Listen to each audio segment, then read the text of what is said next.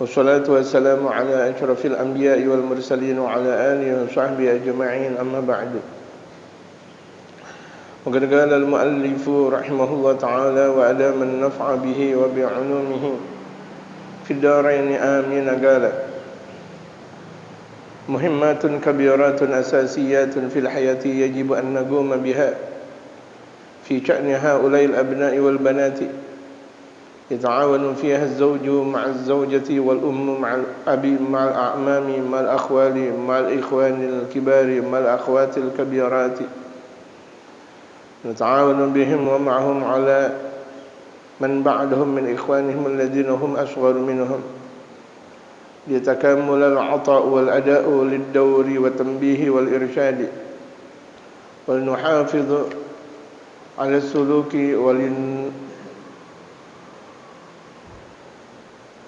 ولنسونهم من سموم وأفع أعداء للشريعة وللدين وللسلوك القويم. Kita masih teruskan tentang Nida'ul Awliya'il Umur, Nida'un li Awliya'il Umuri.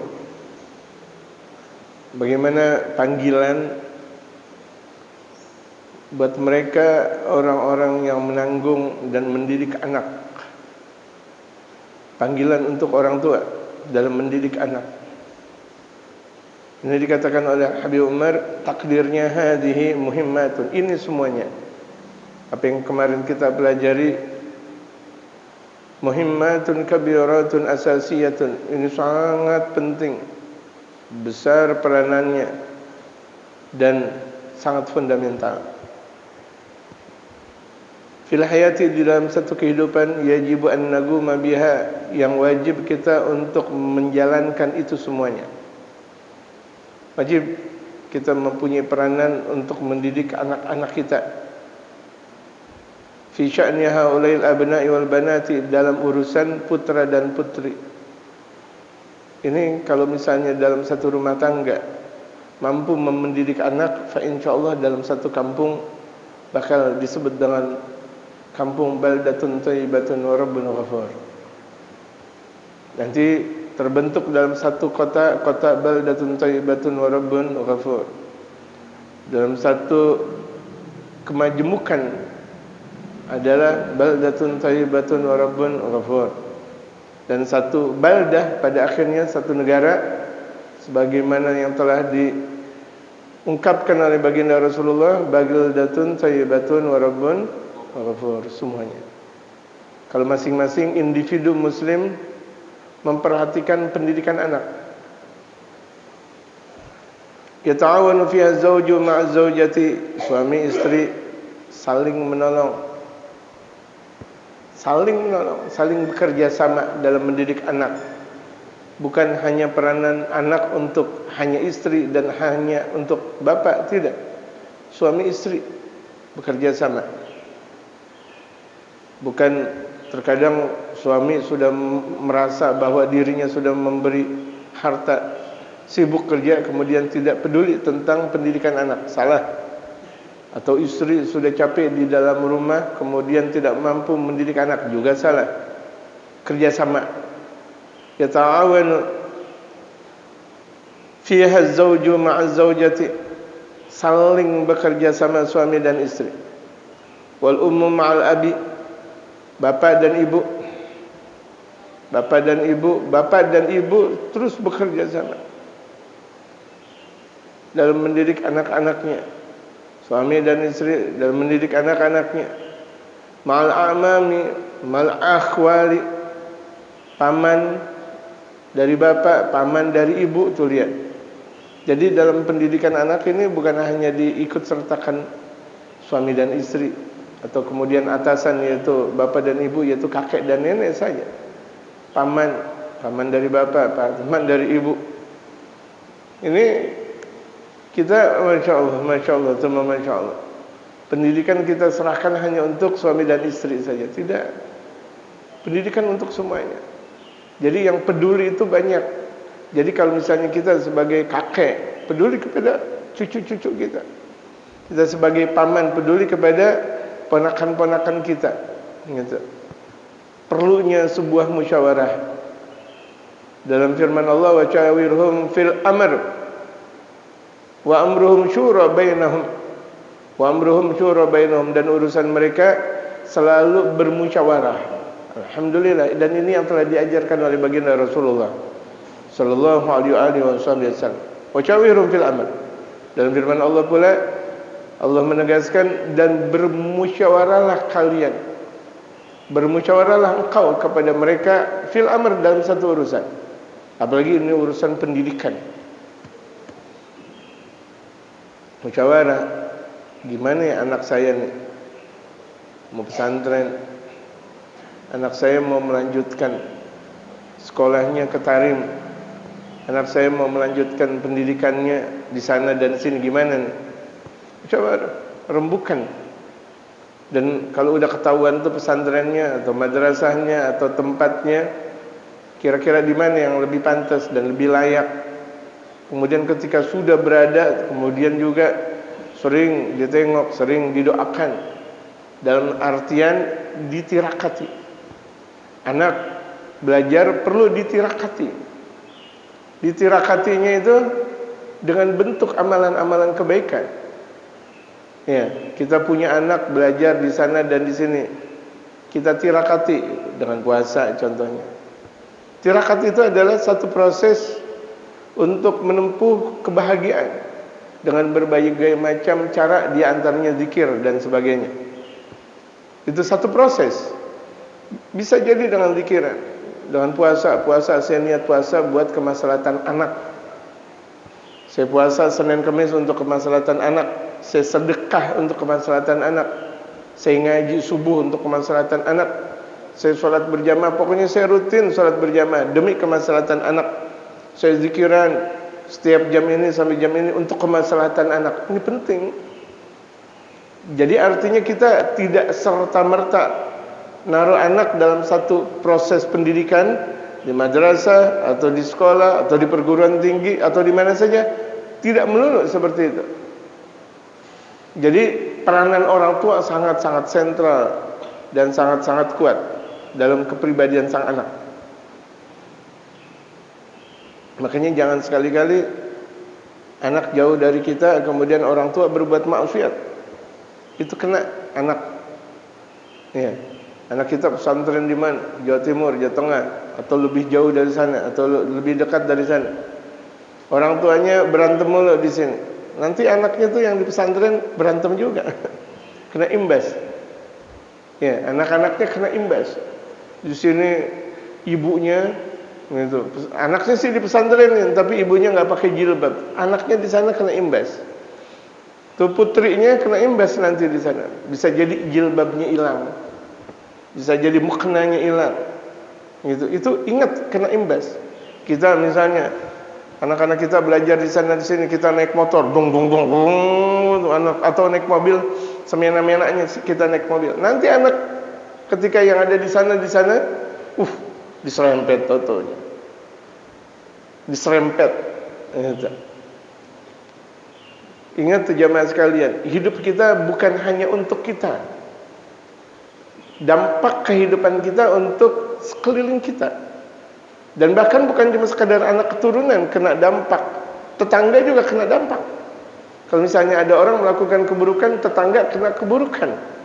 Na'udzubillah min dzalik, dalam satu kampung ada perbuatan maksiat, contohnya judi atau free sex.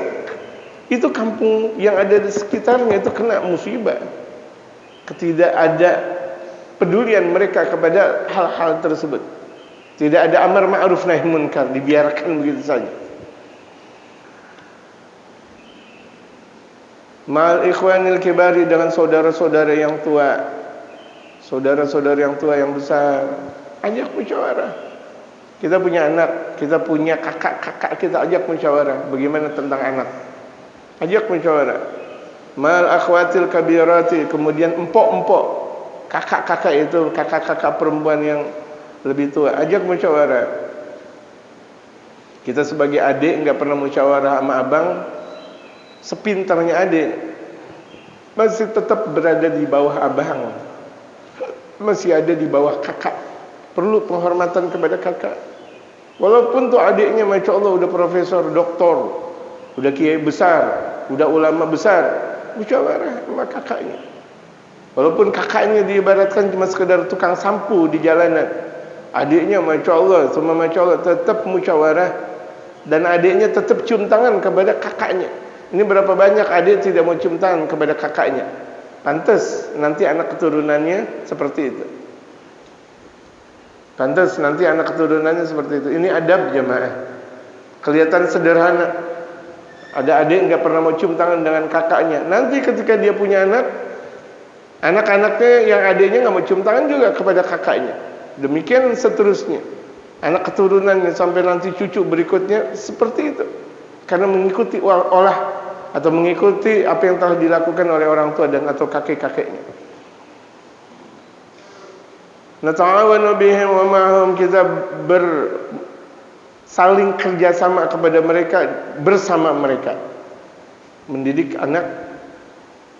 anak itu kerjasama bersama.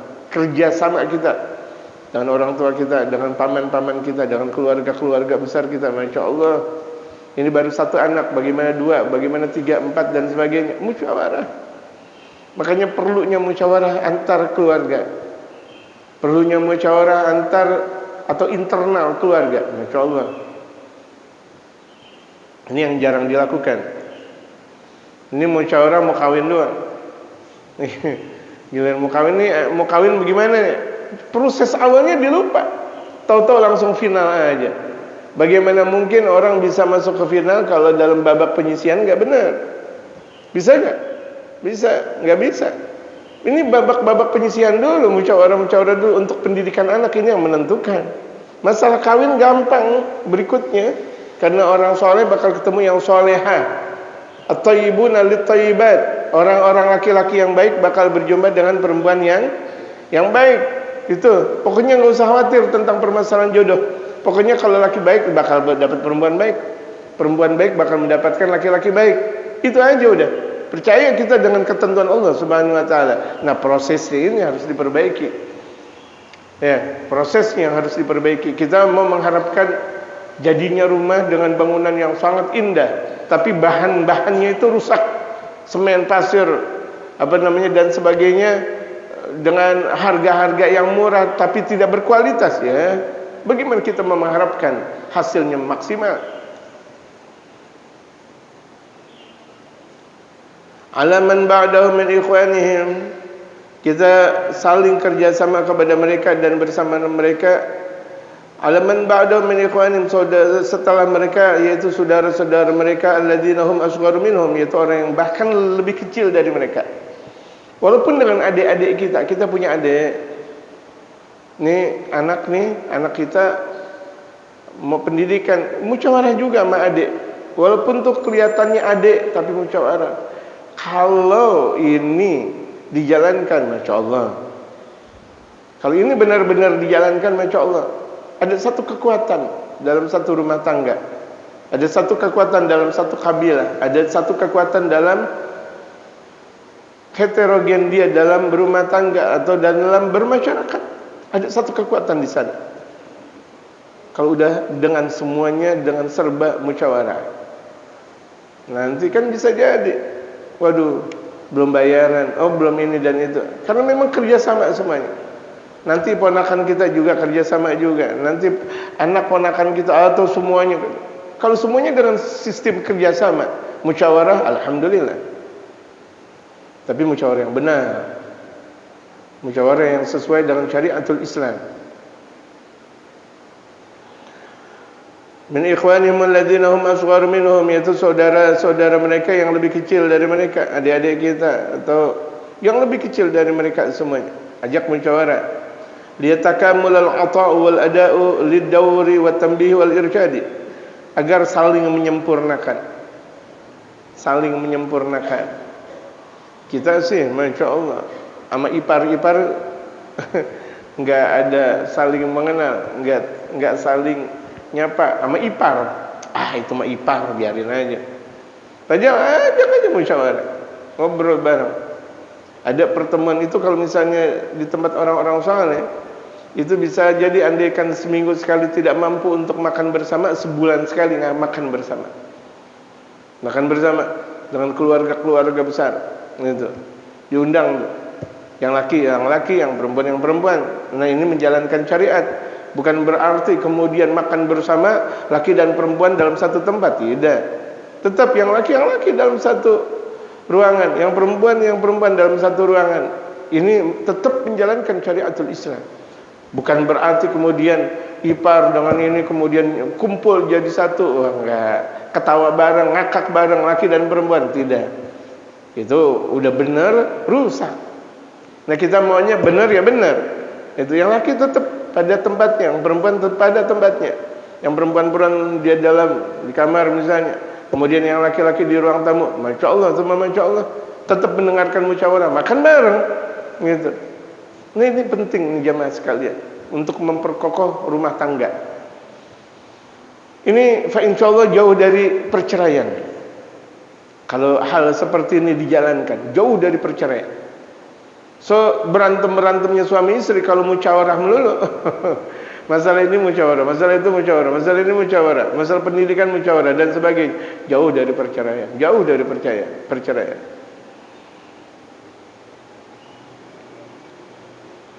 Untuk saling menyempurnakan pemberian, menjalankan peranan, memberikan nasihat dan penerangan.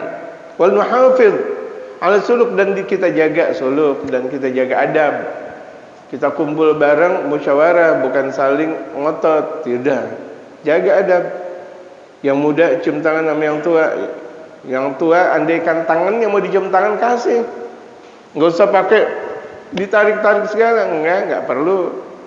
Enggak perlu. Kalau misalnya memang adik kita mau cium tangan kasih, memang kewajiban mereka untuk cium tangan dan hak kita untuk memberi tangan kita kepada mereka. Jangan belagak diambil. Kalau untuk orang lain boleh. Ya, tangan kita mau dicium tanganin sama orang lain, kita mau dicium tanganin boleh, enggak dicium tanganin juga enggak ada masalah. Kita tarik enggak ada masalah. Sekira-kira tuh orang enggak marah sama kita, boleh. Tapi kalau misalnya ada orang tersinggung ketika ada orang cium tangan ke kita tarik, jangan kita tarik tangan kita. Ada orang mau cium tangan kita, biarin, jangan kita tarik. Kalau sekira-kira dia tersinggung. Ya, sekira-kira dia tersinggung. Boleh-boleh aja. Dilihat kondisi. Enggak setiap orang cium tangan sama kita kemudian kita tarik. Ada apa nih? Orang mau cium tangan sama dia tapi dia enggak mau. Kan tersinggung nanti orang.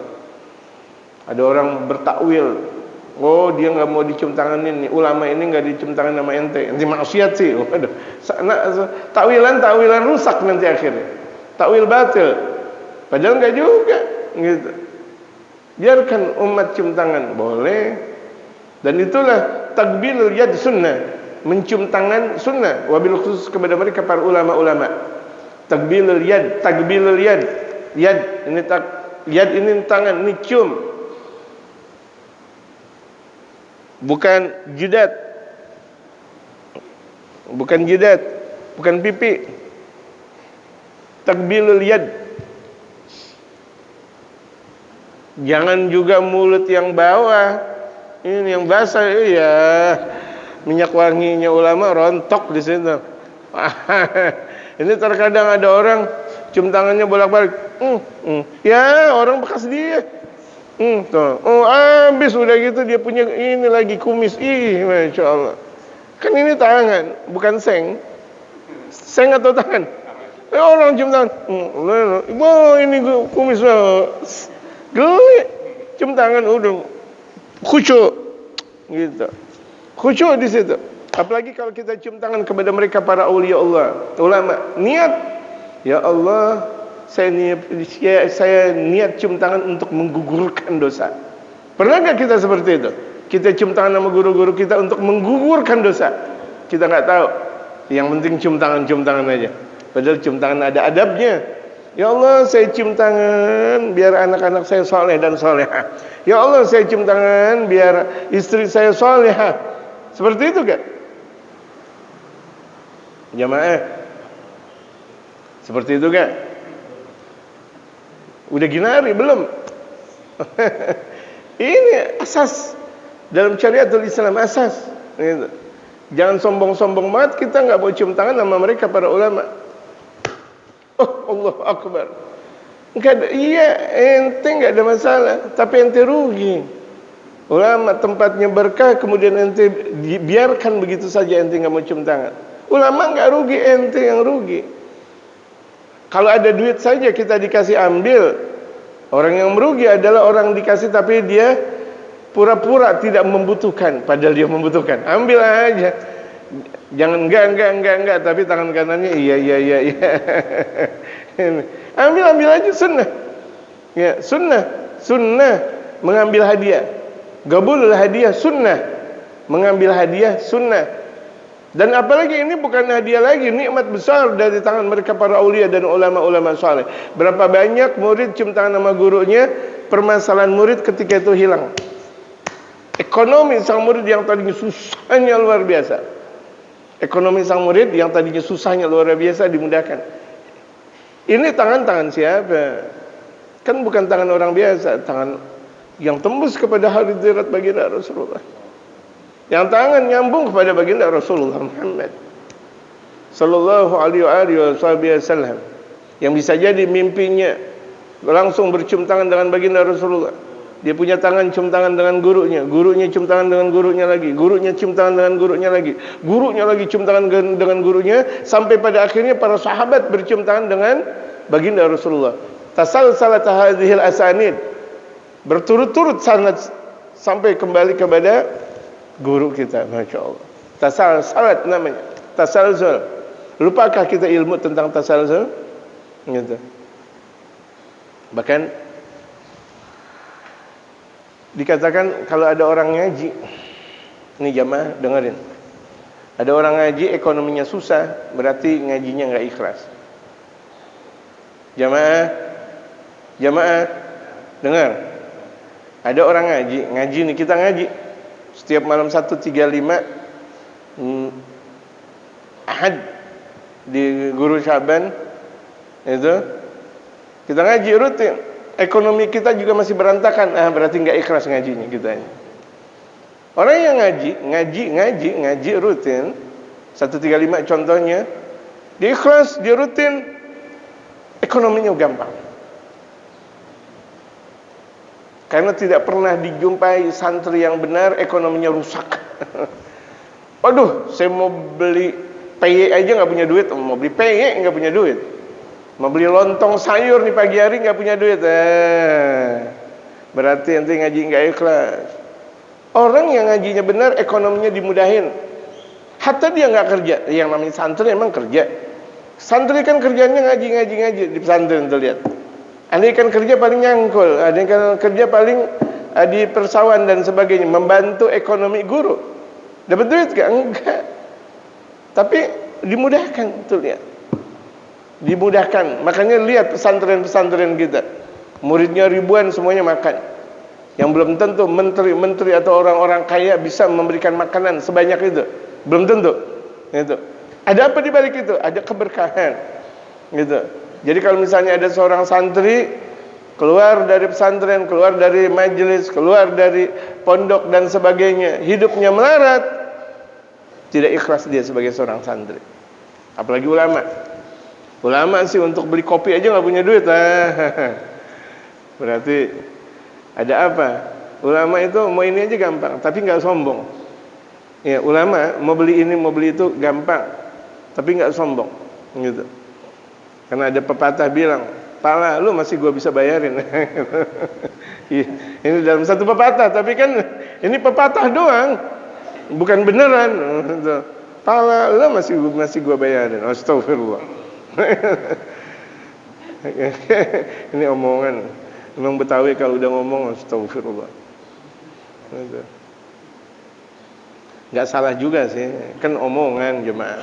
Nih omongan.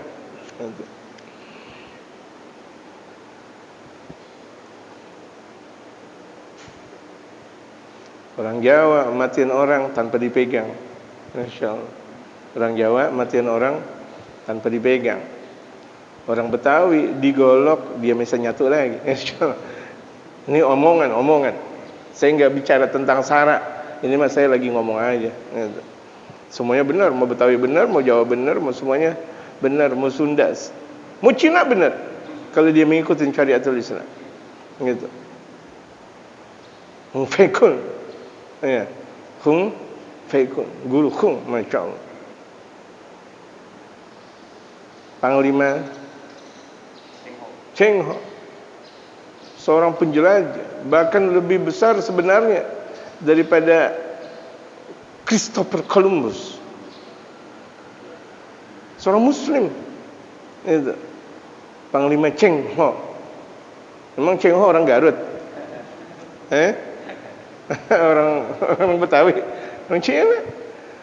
Seorang alim besar, wali, ulama, dai. Gitu.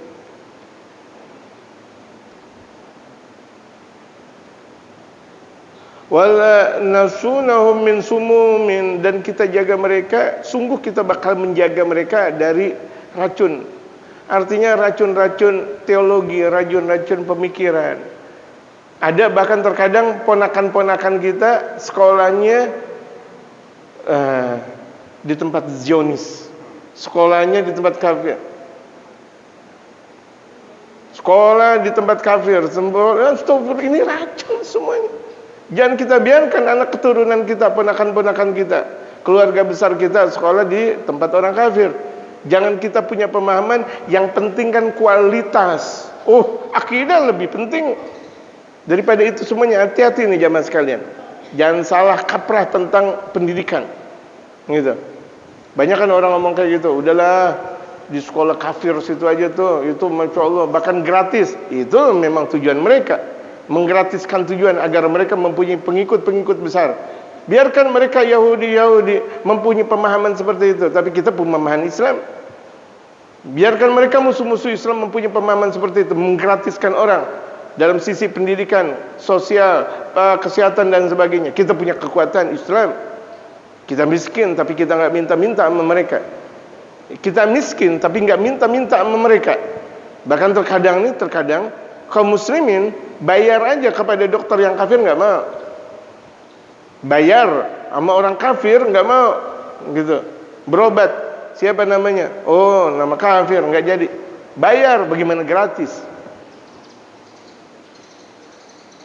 Al-Habib Alwi Al-Haddad, Mufti Johor Malaysia. Al-Habib Alwi Al-Haddad, Mufti Johor Malaysia, satu waktu beliau sakit yang harus untuk dikasih darah, apa namanya? Transfusi darah.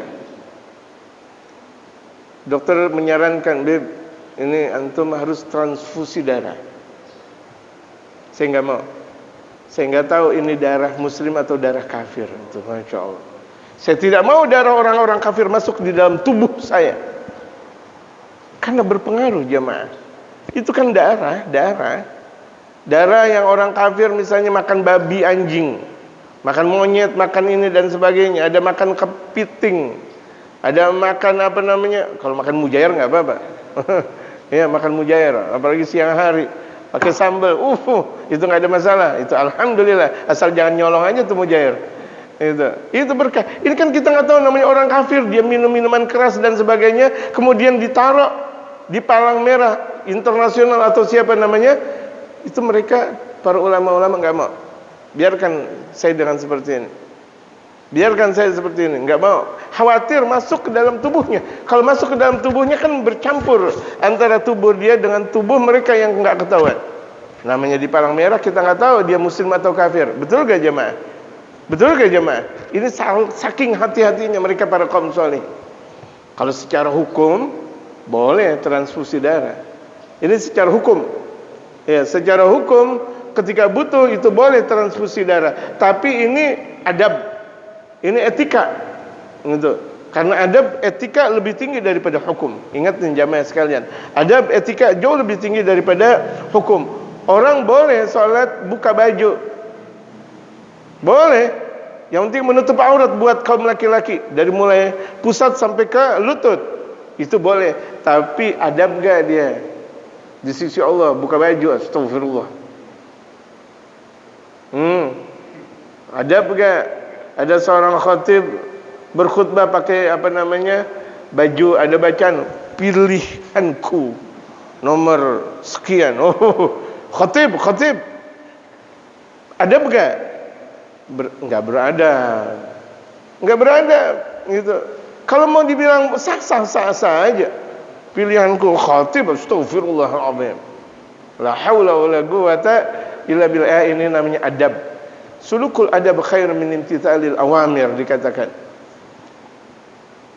Murid disuruh imam sama guru main langsung aja. Ente imam langsung enggak beradab dia. Padahal kan diperintah sama guru, iya jalanin adab. Ada seorang murid bilang sini, kata guru dekat saya. Enggak mau dia. Karena dia menjalankan adab. Kalau perintahnya kan disuruh dekat sama guru, tapi dia jalanin adab. Siapa dia untuk dekat dengan guru? Terlihat. Itu namanya adab. Rasulullah dalam keadaan terpapah ketika mau sholat subuh di akhir hayat beliau, murah Abu Bakar bin Nas, perintah Abu Bakar untuk sholat, untuk menjadi imam. Ketika itu Sayyidina Abu Bakar berada di mihrab. Baginda Rasulullah dipapah sama mereka para sahabat dari rumahnya menuju ke depan mihrab. Baru saja masuk dari Masjid Nabawi, kemudian Sayyidina Abu Bakar mengatakan, "Sawu sufufakum, fa inna taswiyatas sufu min tamamis shalah." Melihat baginda Rasulullah dengan cahaya yang sangat indah, mundur Sayyidina Abu Bakar. La yanbaghi li Abi Quhafah an yakuna imaman inda Rasulillah. Tidak layak seorang Abu Quhafah, yaitu Sayyidina Abu Bakar Siddiq, menjadi imam di sisi baginda Rasulullah. Mundur beliau. Ngomongnya Abu Bakar, diri Abu Bakar, beliau tetap, ya ini namanya adab. Walaupun perintah baginda Rasulullah untuk menjabat sebagai imam, tapi ini ketika saya hadir di sini, saya minta terus untuk guru kita untuk menjadi imam. Malah saya bukan perintah, malah saya minta adab dengan mereka. Ya, saya minta adab dengan mereka. Dengan Sya'rani minta adab, dan ini saya harus beradab. Gitu. Saya harus beradab. Dapat berkah. Saya di sini bukan cuma untuk sekedar ngajar doang. Bagaimana ceritanya ngajar juga dapat berkah juga. Enggak enak banget kalau cuma sekedar ngajar doang. Kan saya juga mau untung banyak. Mau untung banyak enggak?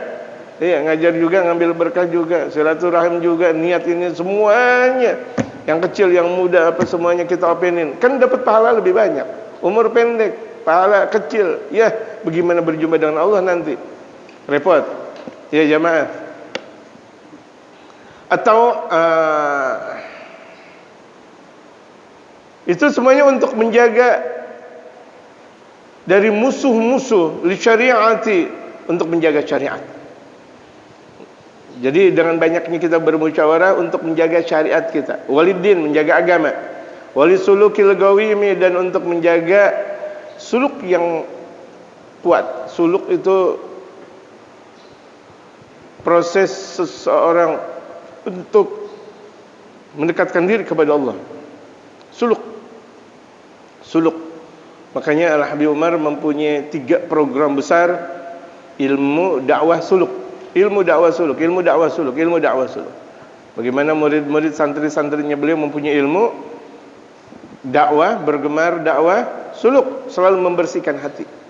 Membersihkan hati lagi, terus membersihkan hati. Proses untuk menuju Allah itu namanya suluk. Ada salah satu buku Sunan Kalijaga namanya Suluk Linglung. Suluk Linglung.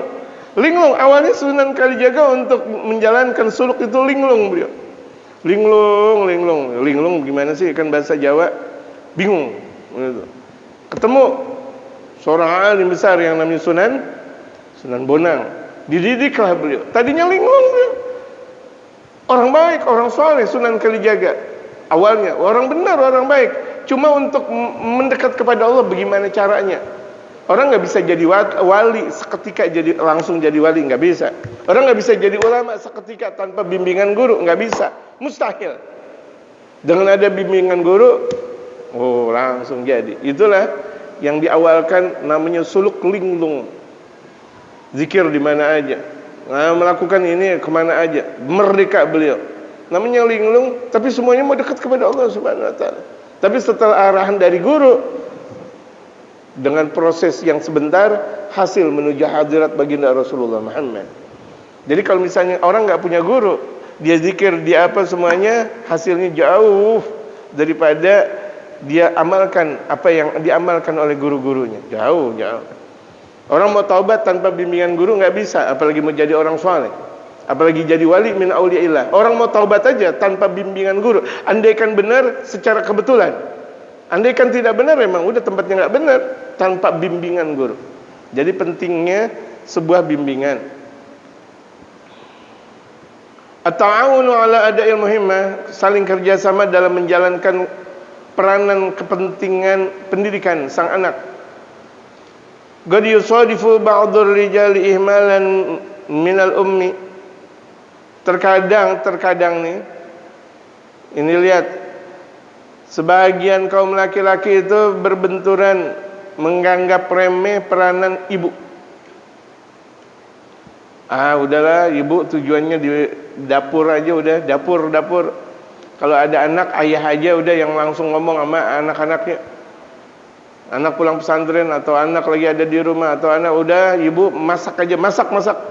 Ini menganggap remeh, nggak boleh. Karena mendidik anak, suami istri, bapak dan ibu, semua peranan yang ada dalam komponen keluarga besar itu ada peranannya masing-masing. Fayajibu alaihi an yuharrikaha fi hadzal midmar.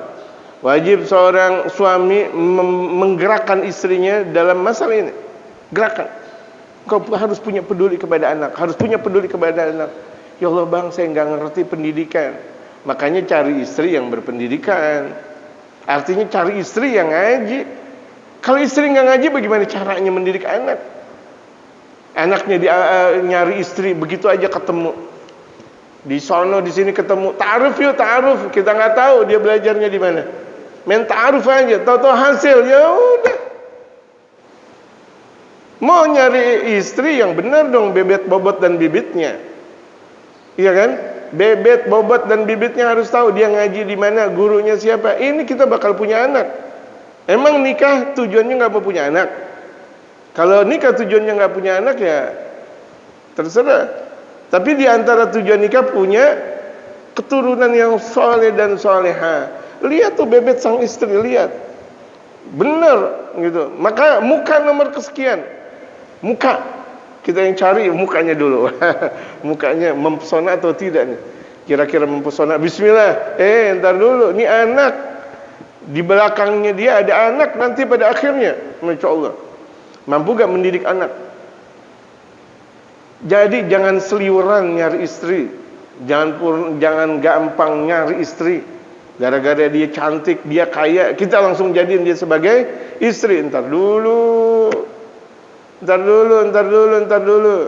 Anak nih pada akhirnya jamaah. Bahkan kebanyakan anak nanti pada akhirnya kepada sang ibu daripada sang bapak.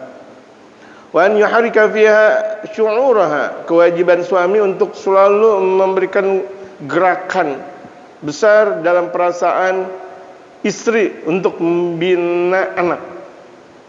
Udah bu, kamu harus punya perhatian kepada anak. Kamu harus ajarkan anak. Kamu harus bijak kepada anak. Jangan kamu tidak adil. Ini anak nomor 1, ini anak nomor 2, ini anak nomor 3, ini anak nomor 4, ini anak nomor 5. Hati-hati. Jangan cuma nomor sekian aja yang diajak ngomong, yang satu nggak diajak ngomong. Harus dikasih tahu. Nanti kalau misalnya salah-salah, itu nanti ada iri. Nanti kalau misalnya anak tersebut iri, dendam dia. Ibu aja tuh, atau bapak aja, bapak hanya sayang kepada dia saja, sama saya nggak sayang. Broken home nanti. Broken home yang ada dalam diri sang anak. Padahal pendidikan sudah benar, tapi cara pendekatan orang tua, bapak dan ibu tidak benar, akan terjadi tidak benar juga. Makanya tuh anak, kalau misalnya anak lebih suka di luar, itu tanda neraka dalam rumah tangga. Dengerin nih jamaah. Kalau ada anak lebih suka di luar daripada di dalam rumahnya, itu tanda neraka. Kita orang tua nggak boleh diam dengan melihat seperti itu. Anak saya nih temennya banyak, Malam ini dia nginep di sono, malam ini dia nginep sana, malam ini bergembira. Gembira yang seperti salah, gembira yang salah yang seperti itu nggak boleh. Artinya tuh merdeka sang anak, nggak boleh kita merdekakan sang anak. Kalau anak udah lebih suka di luar daripada di rumah, dengerin, anak lebih suka di luar daripada di rumah, berarti dia merasakan di rumah bagaikan neraka. Lebih suka malam Senin nginep di A, malam Selasa di B, malam C di sana lagi. Nggak mau dia dekat dengan orang tuanya, nggak mau dia bangun pagi subuh dengan orang tuanya, nggak mau dia sholat subuh dengan orang tuanya, nggak mau sarapan pagi dengan orang tuanya, nggak mau makan siang dengan orang tuanya. Bisa jadi karena memang orang tuanya itu tidak mampu mendidik, neraka akhirnya. Sebelum di akhirat anak tersebut bakal menjadi musuhnya orang tua, mau atau tidak mau. Jamaah, anak bakal menjadi musuh orang tua di dunia, bahkan sebelum nanti di akhirat tuh deh.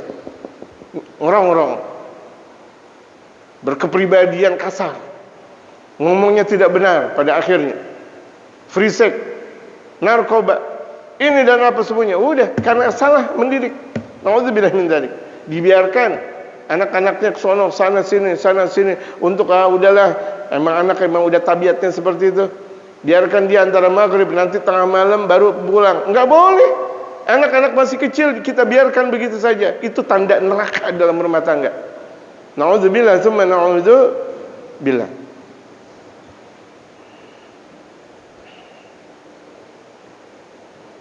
Wa qad tusadifu ba'dul ummati aidan rajulan yaghfulu an muhimmatihi. Dan terkadang kaum ibu melihat ada kaum bapak lalai dengan peranannya ini. Ibunya sih solehah, bapaknya masya Allah main poli mulu, main ayam mulu, main bola mulu, nonton mulu, nggak ada masalah. 17, 15 juga nggak ada masalah, ya PRW, nggak ada masalah. Yang jadi masalah dia nggak mendidik anak.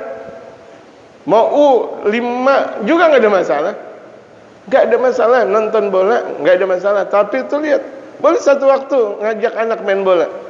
Tuh main bola, dakwah juga begitu ada yang di depan, ada yang di tengah, ada yang di belakang, ada yang jadi kiper juga tuh itu dakwah. Kalau kipernya nggak benar,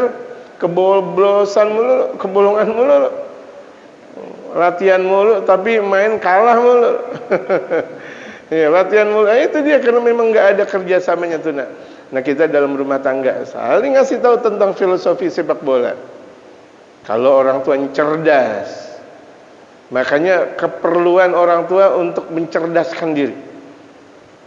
Jadi ini orang-orang anak muda sebelum cerdas jangan berani-berani banget pada kawin kayak. Belum cerdas banget udah berani banget mau kawin. Belum cerdas, belum paham tentang kondisi yang ada. Bagaimana mau memimpin umat kalau belum cerdas? Ya, bagaimana mau memimpin umat kalau belum cerdas? Gitu. Cerdasin dulu, baru mimpin umat. Udah cerdas, silakan mimpin umat. Umat nggak ada masalah, tapi pimpinan harus cerdas, harus bijaksana. Baginda Rasulullah menjabat sebagai pimpinan di usia 40 tahun, 41 tahun. Gitu. Umur berpengaruh dalam memimpin umat. Ya, umur berpengaruh dalam memimpin umat.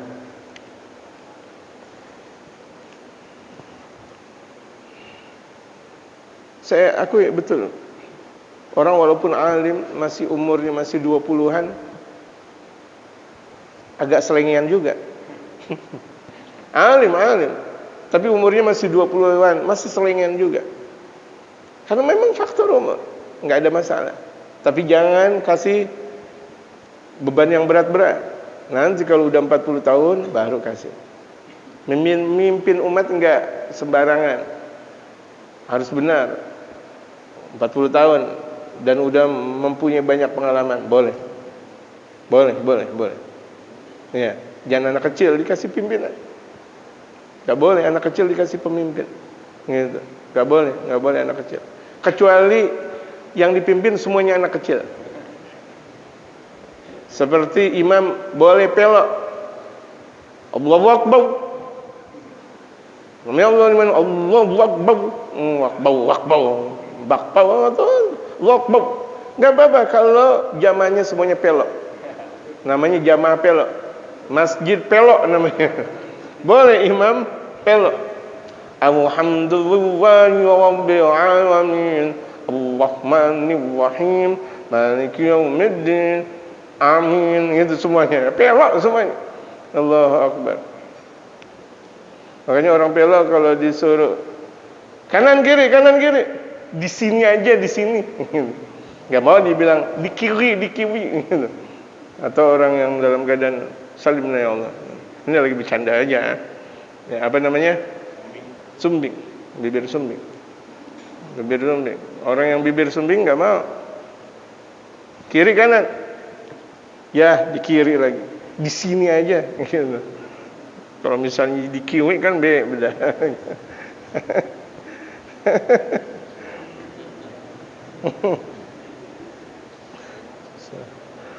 Ya, kenangan dulu masih saya kuliah di mobil mau ke Jasinga.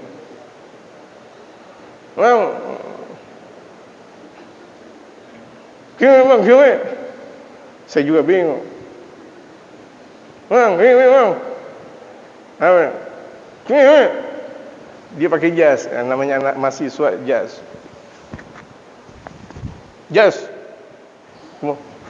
Singa. Oh, jas singa. Bilang dong kiri. Tadi kan anak udah bilang kiri gitu. Gitu. Jadi orang sumbing boleh dioperasi. Ya. Jadi hukum sahabat Rasulullah setelah perang ada sumbingnya. Sahabat Rasulullah ada sumbingnya, boleh dioperasi. Sumbing. Makanya kan disebut dengan operasi bibir sumbing. Boleh. Enggak usah malu. Siapa yang sumbing di sini? Enggak, kalau enggak alhamdulillah. Andai kan sumbing boleh, enggak ada masalah. Gitu. Itu bukan kekurangan. Apalagi dia jadi imam. Makanya tuh orang sumbing enggak boleh jadi imam. Enggak boleh. Astagfirullahaladzim. Ya, imam enggak boleh bibir walaupun dia alim. Ada seorang alim besar. Ada seorang alim namanya Al-Imam Asy-Syaulabin. Enggak pernah bisa ngomong ro. Al-Imam Asy-Syaulabin enggak bisa ngomong alhamdulillahirabbil. Tapi ketika beliau ceramah alhamdulillahilahil alamin. Masyaallah. Alhamdulillahilahil alamin. Alhamdulillahi maliki yaumiddin. Enggak ada rabbil alaminnya. Saking hebatnya tuh beliau. Ini imam enggak pernah ngomong ro, pinter banget. Satu waktu jadi imam enggak bisa ngomong ro. Cacat. Akhirnya tuh beliau serahkan imam murid-murid nanti jadi imam. Kenapa imam? Saya pelok. Ini seorang alim besar, seorang wali besar. Artinya betapa pendidikan itu saling melengkapi. Ini maksud saya. Saling melengkapi. Enggak setiap ulama kemudian sempurna. Yang sempurna baginda Rasul Muhammad sallallahu alaihi wasallam. Ada masing-masing ulama ini tahu, ini tidak tahu, ini tahu, ini tidak tahu, ini tahu, ini tidak tahu. Contohnya tentang permasalahan makharijul huruf. Terkadang kita lihat ulama besar makharijul hurufnya enggak benar atau kurang fasih. Wa bisanadil imamil muttasil ila imamil muallif rahimahullah. Ada yang ngomong wa bisanadil imamil muttasil atau wa bisanadil muallifi dia baca. Wa bisanadil muallifi rahimahullah. Enggak fasih. Tapi alim besar, jangan jadi imam ente. Walaupun alim besar, kenapa? Muallifi. Wa bisanadil imamil muallifi rahimahullah. Yang benar wa bisanadil imamil muallifi rahimahullah taala. Jadi saling melengkapi. Ingat, dalam pendidikan itu harus saling melengkapi.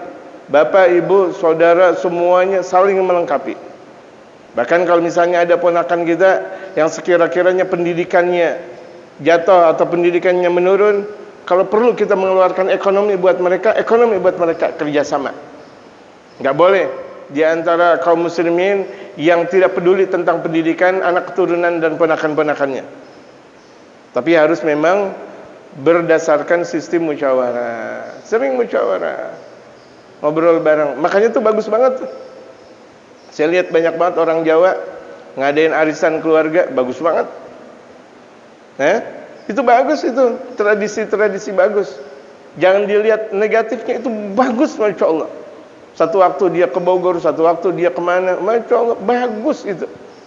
Kalau mau dia lihat keburukannya, jangan lihat buruknya. Ini lihat kebaikannya, lebih banyak kebaikannya daripada keburukannya. Jalankan yang model-model seperti itu. Atau orang mana tahu, Masya Allah, orang dari luar di Jakarta ada ada sistem kerjasamanya setiap sebulan 2 bulan sekali, itu bagus. Untuk dakwah itu sangat-sangat bagus. Kalau kita bisa menjalankan seperti itu, ahlan wa sahlan, gitu. Wallahu a'lam. Sampai sini ditandai insyaallah.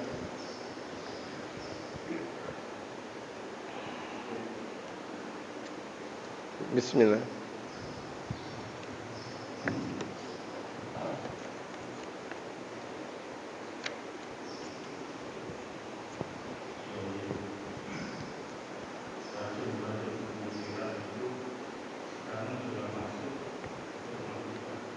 Agak keras, enggak, tidak terdengar.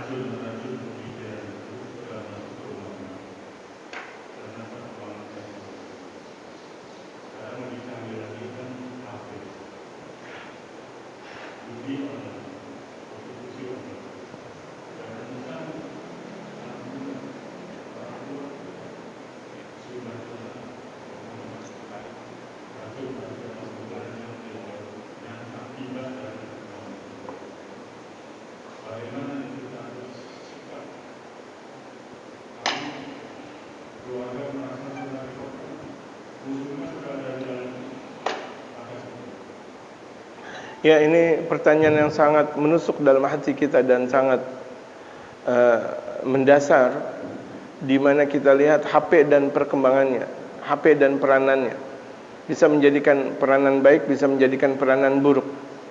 Tergantung anak dan tergantung orang tua. Dalam permasalahan HP ini tidak bisa kita didasarkan kepada anak saja, orang tua juga. Artinya orang tua harus betul-betul cerdas melihat HP buat sang anak. Alangkah indah ketika anak tersebut main HP, di situ tidak ada untuk YouTube-nya, untuk tidak ada media sosial yang lain, bahkan mainan pun tidak ada di situ. Andaikan ada di situ, misal kita buat program-program dakwah di situ. Jadi ketika kita beli HP di ini dan itu di toko, kita minta yang ini dihapus, ini dihapus, ini dihapus, ini dihapus, ini dihapus. Secara tidak bisa diulang lagi. Andaikan dicari lagi nggak bisa, itu minta kepada tukang HP dan berikan HP yang layak buat anak. Anak untuk melakukan HP untuk menghitung di situ nggak ada masalah. Untuk belajar tentang ini dan itu, masukkan tentang keilmuan di dalam HP tersebut, tidak menjadi masalah. Atau cuma sekedar untuk ini dan itu, tidak masalah. Yang jadi masalah, sengaja kita beli HP buat anak dengan harga yang cukup mahal, yang seluruhnya pasti ada di situ, dan kita biarkan begitu saja. Ini sama saja memberikan racun kepada anak. Ingat, apalagi anak nangis, wah HP tetangga udah punya HP mahal dan sebagainya. Kemudian kita beli itu HP dengan kita tanpa memahami HP-nya. Kita harus tahu HP untuk sang anak apa isi-isinya. Tuh lihat. Ini dihilangin. Kan Jamal lebih tahu daripada saya nggak ngerti. Ini dihilangin semuanya. Pokoknya sekira-kira untuk kemaslahatan sang anak. Apa kemaslahatannya? Untuk pelajaran, untuk apa? Sekira-kira hanya itu saja. Tidak ada untuk aplikasi yang lain. Dan sampai umur berapa? Sampai kira-kira dia mau nikah. Jadi walaupun usia dia udah kerja, jangan biarkan khawatir. Orang kalau misalnya walaupun tuh dia udah dewasa, tapi imannya nggak kuat, dia ngelihat juga video porno suatu waktu. Tek. Astagfirullah, nanti masih ngelihat lagi. Iya, kebablasan akhirnya kebablasan. Itu banyak ngaji yang ngaji tapi video porno dilihat, ngaji yang ngaji tapi DP-nya pacaran. Enggak ada benar-benarnya. Dia ngaji tapi DP-nya sama perempuan yang belum dinikahi. Jalan-jalan ke sana ke sini, ke sana ke sini. DP-nya bukan untuk ibadah kepada Allah Subhanahu wa taala. DP-nya tuh lihat, ada kemarin tuh di Gelora Bung Karno, Palestina dalam keadaan mencekam, masih joget-joget di situ. Bendera LGBT dikibarkan di situ.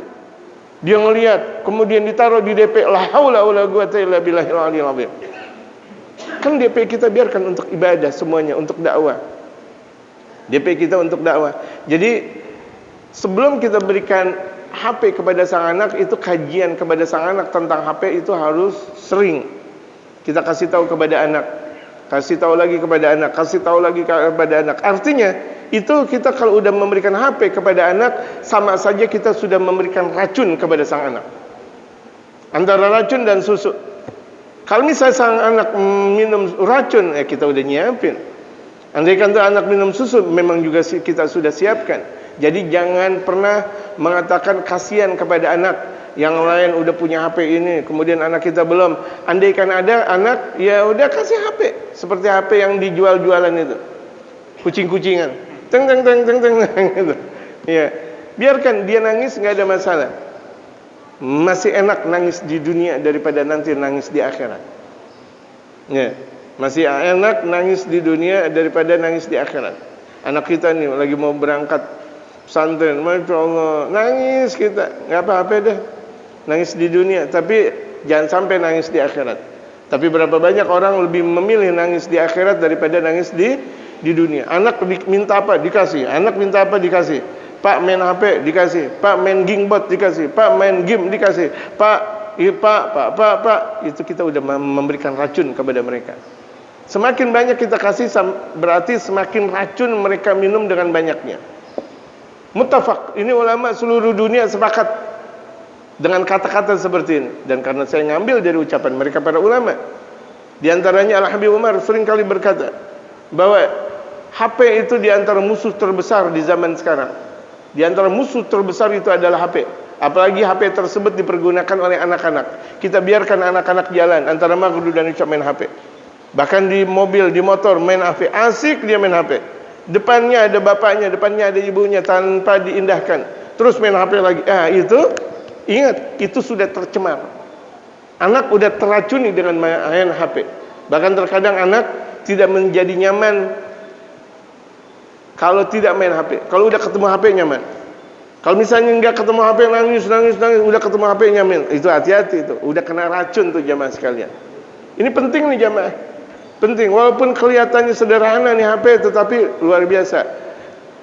Di negeri-negeri Islam, wabil khusus di Tarim Hadramaut, anak-anak kecilnya tidak main HP. Yang main HP kalau udah kira-kira beliau udah menjadi seorang dai. Dai kan harus mau dakwah ke luar, dakwah ya main HP. Dan ini untuk kemaslahatan dakwah, untuk buat kemaslahatan dakwah. Terkadang bisanya cuma sekedar untuk ngirim, untuk dapat kiriman, untuk telepon, untuk ditelepon. Untuk berikutnya nggak ngerti. Untuk berikutnya nggak ngerti. Saya baru-baru aja kenal tentang ini dan itu. Tadinya saya nggak kenal. Habisan saya untuk dakwah misalnya di sana sini, saya ngarepin yang lain nggak bisa, ya udah saya harus turun tangan, belajar. Tapi yang lain sampai sekarang ini saya nggak ngerti apa-apa. Biarin dah. Lebih baik saya nggak ngerti tentang permasalahan itu daripada teracuni. Hati-hati, gitu. Kadang salah, plek lah ini kalau game semuanya, astagfirullah. Cara mati ini saya nggak ngerti. Kasih. Kadang anak-anak kecil ketawa, kiai, bohongan, aneh nggak ngerti, bohongan lagi. Matiin, gimana caranya nih matiin? Saya nggak ngerti. Itu nggak ada masalah. Biarkan anak-anak kita tidak teracuni. Jangan girang-girang banget anak kita tahu teknologi. Orang udah tahu tentang teknologi. Anak kecil udah tahu tentang teknologi, justru dikhawatirkan. Sebelum dia tahu tentang teknologi kan berarti dia harus tahu tentang ini dan itu tuh yang ada di HP. Minimal ngeliat gambar. Ini dan itu. Jangan terlalu girang anak kita hebat di teknologi, masih kecil. Kalau sudah dewasa dan imannya kuat, tidak runtuh, tidak masalah. Tapi kalau masih kecil, khawatir. Yang harusnya disuruh ngaji, main HP. Yang harusnya zikir, main HP. Itu candu HP itu musibah besar. Lebih besar, bahkan terkadang ada sebagian ulama mengatakan lebih candunya HP lebih candu daripada minuman atau apa namanya? Minuman keras dan atau narkoba. Saking dahsyatnya. Mata bakal bisa jadi rusak dengan HP. Hati bakal menjadi rusak. Tidak ada kepedulian, tidak ada pemikiran yang jernih. Kalau misalnya anak sudah mulai main HP, tidak ada kepentingan, tidak ada kepedulian, tidak ada kejernihan dalam berpikir, tidak ada santunan dalam bersikap. Itu semuanya gara-gara HP. Kalau misalnya itu anak Indonesia sudah mulai seperti itu, anak kecilnya sudah main HP, saya nggak ada girang-girangnya. Yang ada tunggu kehancuran. Tunggu kehancuran. Sekarang malah di sekolah-sekolah malah diharapkan anak kecil sudah pada main HP. Pakai apa namanya? Link ini dan itu. Ini sama saja merusak. Karena nggak bakal mungkin anak-anak cuma sekedar ngelihat link saja. Habis itu kan ada kesempatan untuk ngelihat ini dan itu. Betul nggak? Ini jangan nih, hati-hati. Berapa banyak dalam pendidikan, tetapi itu bukan pendidikan yang benar, tetapi Zionis, jajahan. Kita girang banget anak-anak kecil, ya Allah, anak SD udah bisa main HP. Jangan girang-girang banget. Kalau untuk sekolah, untuk kuliah, bolehlah. Untuk kemaslahatan, dan kita juga harus ada di sekitarnya. Nah, ini bisa jadi anak terracuni gara-gara kita, karena kita yang memberikan racun. Dosanya 2 kali lipat. Hati-hati jamaah. Dosanya bahkan bisa ratusan kali lipat. Kita ngasih racun kepada orang aja dosa, bagaimana kepada anak keturunan. Wallahu a'lam.